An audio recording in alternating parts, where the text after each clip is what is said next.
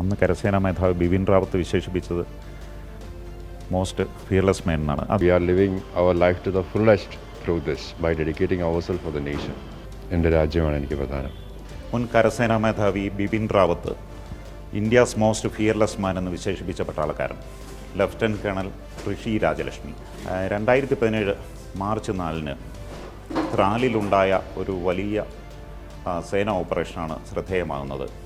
അന്ന് ജെയ്ഷ് ഇ മുഹമ്മദിൻ്റെയും ഹിസ്ബുൾ മുജാഹിദ്ദീൻ്റെയും കേന്ദ്രങ്ങളിൽ നേരിട്ട് കയറി അറ്റാക്ക് ചെയ്ത് അതിൻ്റെ പ്രധാന തീവ്രവാദികളെ അമർച്ച ചെയ്ത അദ്ദേഹമാണിന്ന് ഈ കാരുണ്യത്തിൻ്റെ സേവനത്തിനായി എത്തിയിരിക്കുന്നത്. ഇന്ത്യൻ ആർമി ഒരു പാഷനാണ്, അത് it's a way of life.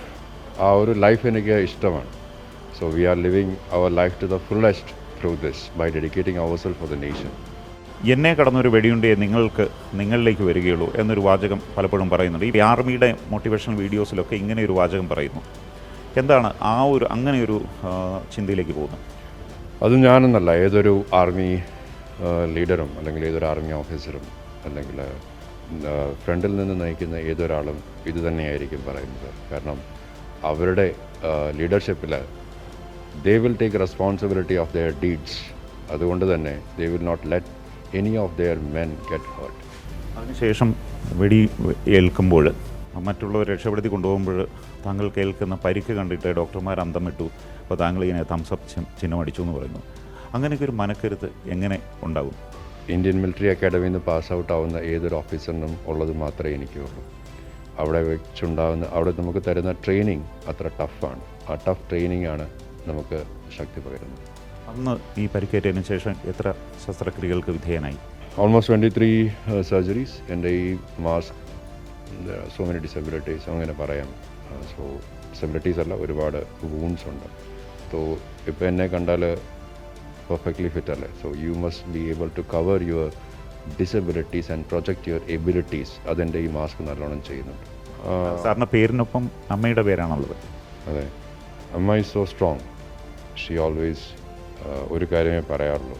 കാരണം ജോലിക്ക് വേണ്ടി ആർമിയിൽ ജോയിൻ ചെയ്യേണ്ട കാര്യമില്ല.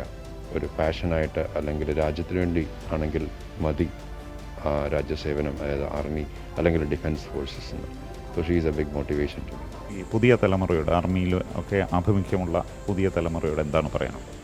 ശക്തമായ ചിന്താഗതിയുള്ള, ഡിറ്റർമിനേഷനുള്ള, കൃത്യമായ എയിം ഉള്ള, വ്യക്തിത്വമുള്ള ഒരു യുവജനതയാണ് ഡിഫൻസ് ഫോഴ്സസിന് ആവശ്യം.